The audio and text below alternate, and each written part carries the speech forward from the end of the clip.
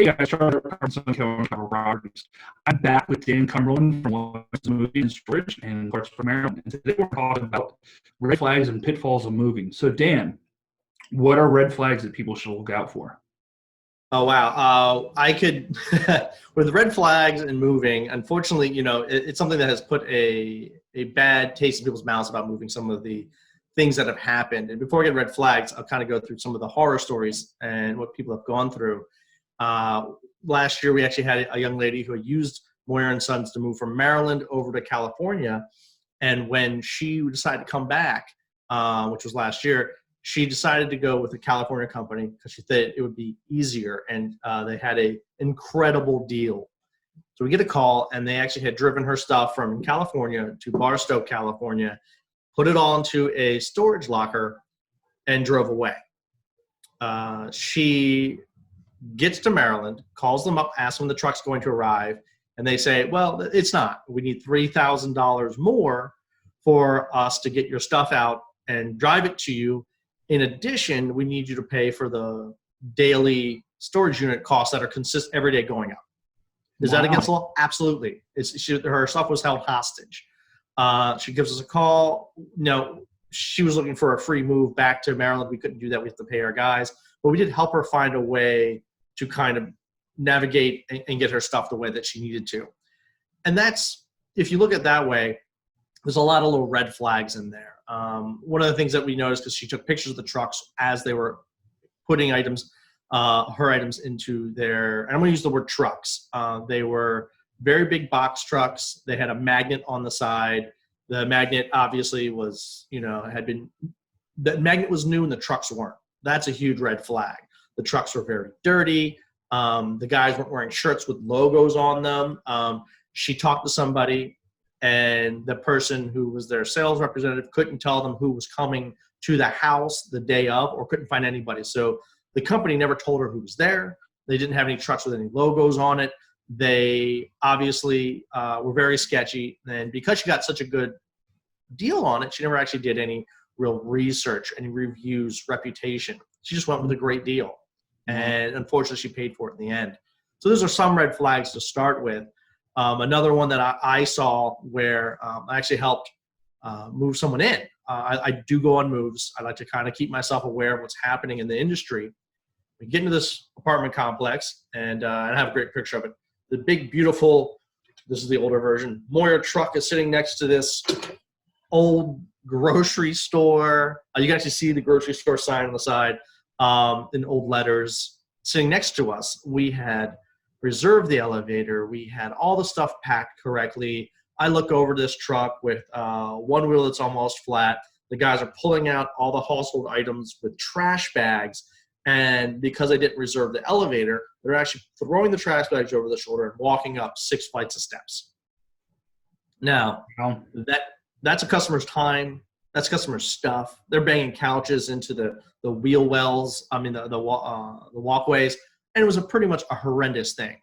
Again, major red flags are if you go in and the company has no reputation, if they have a magnet on the side, if it's a dirty truck. And of course, how do you get to that beforehand?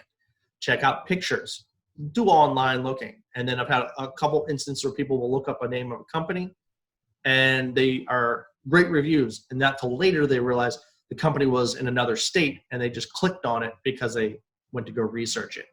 So those are some more red flags that you want to look for. I do a whole thing on it with lots of stories because unfortunately there are stories about that. Fortunately, they don't involve Moyer and Sons. And that's what you want to look for is a reputable, very reputable company that's a part of the community that's not going anywhere. And we have a big blue logo on the side of your truck. People know who you are very quickly.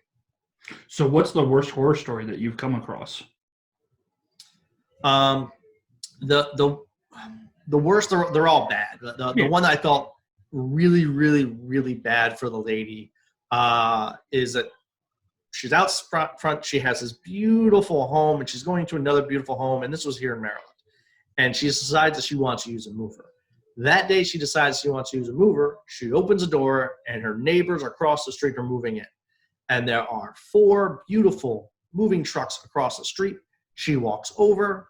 talks to one of the guys. The guy says, absolutely, I can do it. Great. So they agree. 2 weeks later, the guy shows up. She didn't think of the red flags. He never went in the house. He never looked at her stuff. He gave no estimate, just said how much it would cost off the top of his head.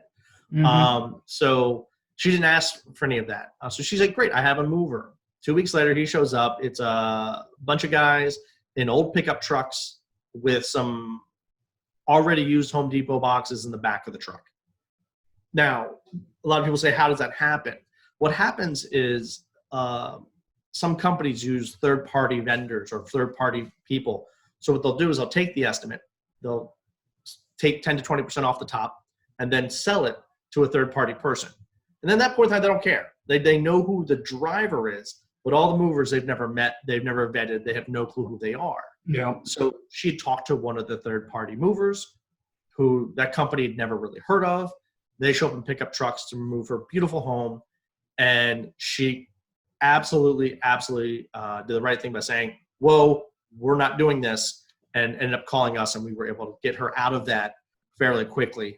But it's one of those, that's a horrible story where you think she did all the right steps, but she still got into a situation where she had to pull back out. So like you've said in a previous video, is a good question for movers are your people in-house, or do you sell out to third party?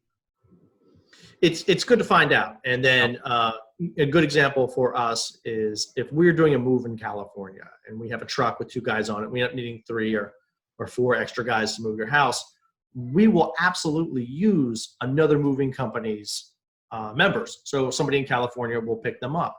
They've already been vetted. They've already had their background checked. We already know who they are. We're not just driving around and calling somebody and saying, hey, I heard you're a handyman, or you need work today, come on out. We are using professional movers, even if we have to go to a third party, but our third party are professional movers that we already know. Awesome. Is there anything else that you want to share for people to keep an eye out for? Again, the important things is reputation and community. Everyone looks at reviews, but if you are looking for a good company, and this is a good company overall, we're a family-owned and run business for 51 years. Look for that reputation. Look to see if they're a member of the community. The shadier a company is, and this is all companies, the less they're involved in the community, the less they care, the less they're going to have massive logos on everything. You want that person who's going to be there for you through the whole move, through the whole process, and then afterwards as well, for any questions you may have, and then for the future. So that's what you want, and always look into that. And then, of course, the big thing is check, do your research, and then listen to what people have to say. Awesome.